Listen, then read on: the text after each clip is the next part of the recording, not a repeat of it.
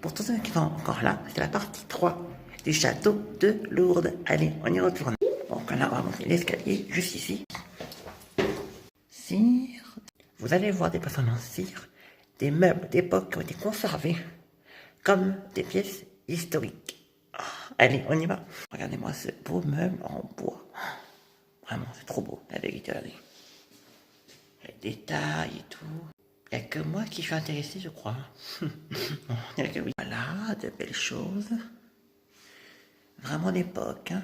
Magnifique. Oh, c'est Marie. Je sais quand même que c'est le côté très catho, mais là, quand même, s'il vous plaît.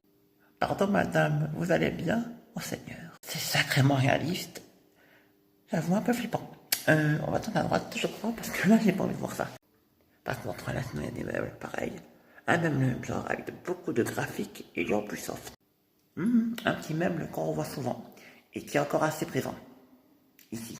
Bon, peut-être qu'ils ne sont pas aussi grands que ceux-là, mais il y en a quand même qui leur ressemblent. D'autres qui ont le même style, mais un peu petit.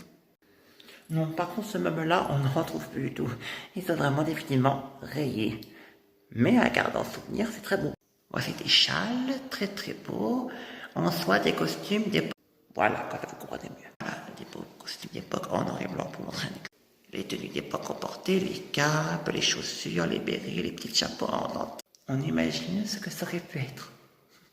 C'est beau en soi, mais très démodé. Bon, ça on le fait, hein. C'est pas tout jeune. Ce qu'on portait à l'époque.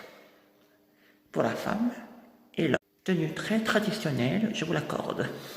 Voilà, plusieurs exemples. Celui-là, celui-ci et celle-là. Ah ben comme ça, tout le monde pouvait trouver son bonheur, avec tous les goûts et les couleurs.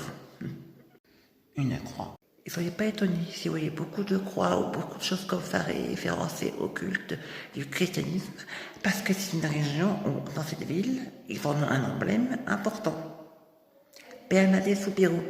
Nous allons en beaucoup parler de cette personne parce qu'elle est un phare clé de cette ville, une emblématique célébrité. Allez, on y retourne. Oui, je vous confirme, elle a vraiment vécu, mais là, maintenant, elle est morte depuis très longtemps. Voilà, des machines d'époque très sympathiques. Voilà, à l'époque, comment ça se passait? Pour assurer, c'est plus le cas d'aujourd'hui. Voilà. Là, tu dis que tu as deux époques différentes qui se croisent. Bon, je vous ai promis que je ne faisais que 3 parties, et je maintiendrai ça. Mais on va devoir malheureusement un petit peu épurer. Allez, on y va. Assiette de porcelaine ou de céramique. Bon, là, j'avoue, c'est plus porcelaine. Voilà.